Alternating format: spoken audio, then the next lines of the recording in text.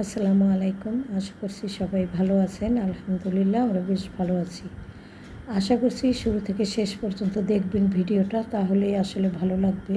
শুরুতে কখনোই ভালোভাবে ভিডিও করতে পারি না আমি, লাস্টের দিকে একটু ভালো হয়। তো যদি ভালো লাগে লাইক করে দিন, সেই সাথে সাবস্ক্রাইব করে আমার পাশে থাকবেন। আশা করছি ভিডিওটি শেয়ারও করে দিবেন।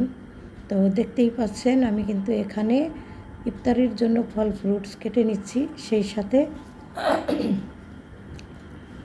একটা টমেটো সালাদ বানিয়ে নিলাম, কেননা আজকে একটু চিকেন ফ্রাই করব।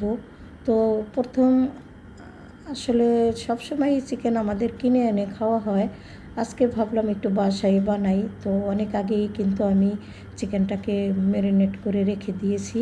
তো 2-3 ঘন্টা ম্যারিনেট করে রাখলে কিন্তু চিকেন আসলে ভাজার পরে খুব সফট এবং নরম হয়ে থাকে। তো সে কারণে আমি কিন্তু সব কিছু দিয়ে ম্যারিনেট করে রেখে দিয়েছি। আর তারপরে চলে এসেছি একটু ফল ফ্রুটস কেটে নেওয়ার জন্য। আর এরই আগে কিন্তু আমি সকালবেলার যত আশিবাসি কাজকর্ম আছে আমার যা যা করার সেগুলো আমি করে নিয়েছি। আর বুয়া এসে কিন্তু ঘর দরজা মুছে দিয়ে গেছে এবং পাশাপাশি যতটুকু কাজ আবার বাড়তি বুড়তি করে দিয়ে যায় সেইটুকু করে দিয়ে গেছে।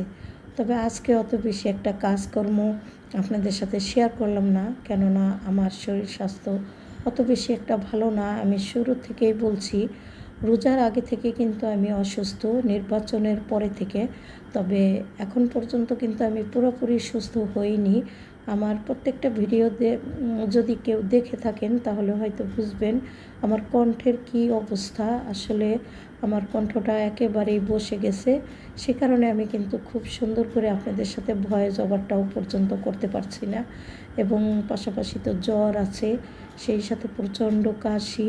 তো ভিডিওর মাঝেও কিন্তু আমি অনেক সময় একটু কাশি দিয়ে ফেলি। তো সবাই এই ব্যাপারটা ক্ষমা সুন্দর দৃষ্টিতে দেখবেন, কেননা ভয়েস ওভার করার সময় যদি এসেই পড়ে তাহলে আর কি করার আছে বলেন। তো অর্ধেকটা ভিডিও যখন ভয়েস ওভার হয়ে যায় তখনই কিন্তু আমার গলার ভিতরে একটু খুসখুস শুরু হয়। আর সে কারণে আমি কিন্তু ভিডিওটা আবার কিন্তু ভয়েস ওভার করতে পারি না, আর চাইও না। যাই হোক, যখন যেমন তেমনই আপনাদের সাথে আমি শেয়ার করি, কেননা ভিডিওর একদম ন্যাচারাল ভাব রাখতেই আমি চেষ্টা করি, এই আর কি। এখানে দেখতেই পাচ্ছেন আমি কিন্তু বেশ কিছু ফল ফ্রুটস কেটে নিলাম।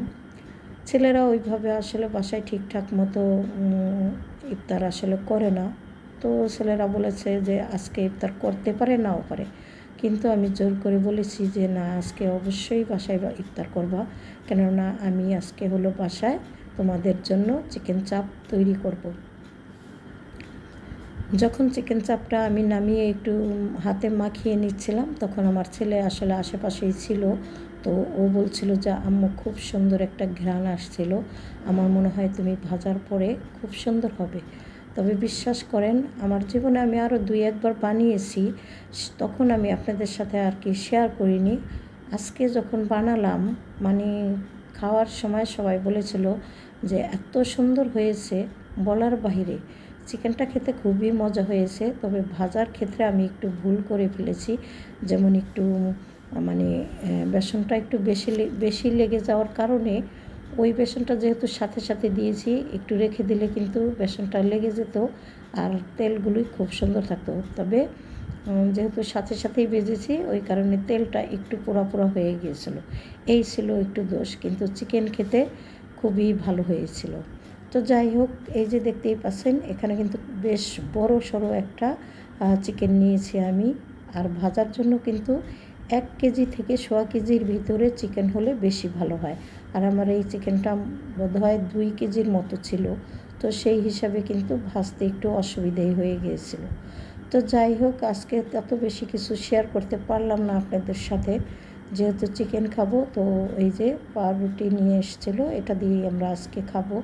আর ছেলেদেরকে ডাকছিলাম যে সবাই বসো, একসঙ্গে বসে খাই। এই ছোট্ট ভিডিওটি সবাই দেখে ভালোবেসে আমাকে লাইক কমেন্ট শেয়ার করে দিবেন, সেই সাথে সাবস্ক্রাইব করে আমার পাশে থাকবেন। আল্লাহ হাফেজ।